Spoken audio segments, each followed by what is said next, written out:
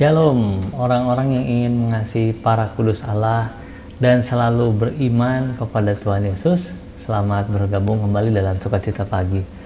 Saudara, kita akan melihat pagi hari ini salah satu surat yang disampaikan oleh Rasul Paulus kali ini kepada Filemon. Dalam ayat yang keempat dan kelima dikatakan demikian.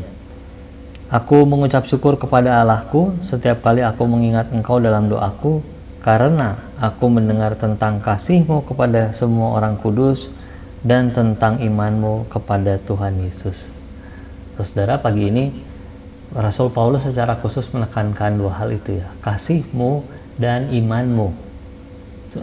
Mengasihi sesama di zaman Filemon mungkin lebih sulit dibanding di dunia kita sekarang. Sebab di waktu itu lingkungan yang umum melakukan perbudakan, membuat masyarakat selalu memandang ada kelas yang lebih rendah atau ada kelas yang lebih tinggi dibanding saya. Sulit mengasihi orang lain dengan tulus, apalagi kalau berusaha mengasihi orang yang secara status sosial lebih rendah itu ya.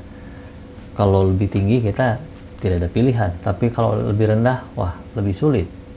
Tapi rupanya Filemon berbeda dibanding masyarakat umumnya. Dia bahkan punya ciri khas yang disebut Paulus. Filemon mengasihi orang-orang kepunyaan Kristus ya, semua orang kudus. Nah saudara, hal itu dilakukan Filemon berhubungan dengan imannya kepada Yesus Kristus, itu yang tidak terpisahkan. Dia beriman kepada Allah yang Maha Kasih, Allah yang memberi nyawanya bagi umat yang dikasihi. Sehingga Filemon itu dilihat oleh para jemaat lain, paling tidak di jemaat yang berkumpul di rumahnya. Lalu sikap itu dibicarakan ke sesama jemaat, bahkan sampai didengar Paulus yang di dalam penjara. Ini perjalanan panjang untuk sebuah informasi sederhana dari Kolose yang sekarang ada di Turki itu ke penjara Paulus yang ada di Roma. Oh, panjang. Nah, kalau kita renungkan ulang, saudara, sebetulnya berita kasih dan iman Filemon sama sekali tidak ada peran Filemon.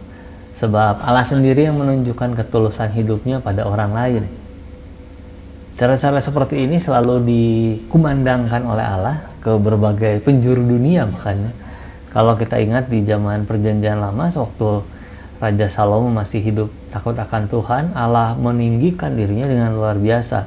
Kalau kita kembali ke Raja-Raja 10, kita lihat bahwa Ratu Sheba waktu itu datang ke istana Salomo, menyatakan kalau lebih hebat Salomo dalam wujud aslinya dibanding yang didengarnya.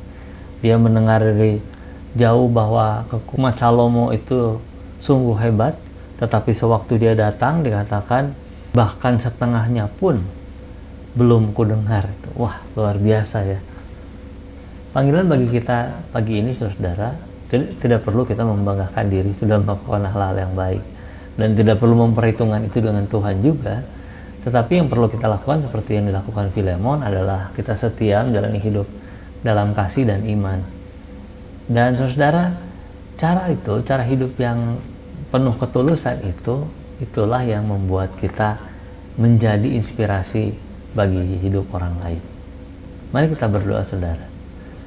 Bapa kami yang di surga, kami bersyukur bisa melihat pelajaran dari seorang Filemon yang dinyatakan Rasul Paulus. Kami menyerahkan supaya kehidupan kami boleh semakin seturut serupa dengan Kristus seperti yang sudah dilakukan oleh Filemon.